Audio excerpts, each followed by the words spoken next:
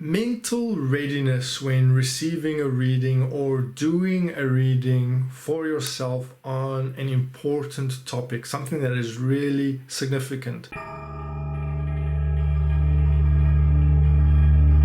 Big relationship change, a big career change, something that has a lot of emotional gravity. Mental preparation for that reading is important. Making sure your mindset is right. The reason is that entering into a reading in a highly triggered state will interfere with the quality of that reading.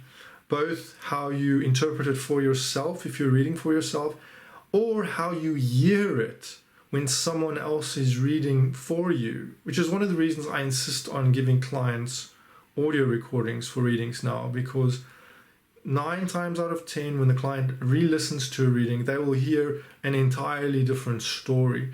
Because unfortunately, the way we listen is very much influenced by our mental state. We will pick up on certain things. If we're in a very negative state, we will tend to emphasize the negative. If we're in a very charged, positive state or hopeful, anxious state, we might focus on the positive. We might only want to hear the positive. And so we're kind of blinded to what we're really supposed to be picking up on. So one of the ways in which you can calibrate yourself for a reading is to ask yourself 2 questions. Am I prepared to hear some bad news now? Can I handle bad news? If this reading does not tell me what I want to hear, can I cope with that information?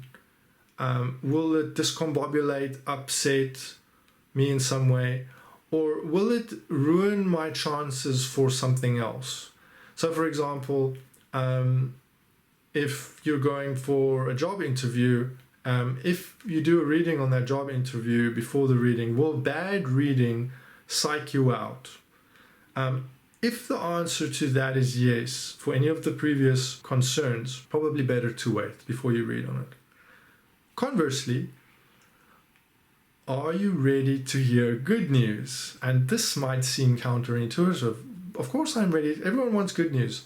In fact, if you speak to any professional reader worth their salt, for some people, good news can be more insulting than bad news. And this is often the case with people who are very invested in some sort of victimhood narrative that they're in, where they feel that, that this particular story that they've constructed is giving them a payoff.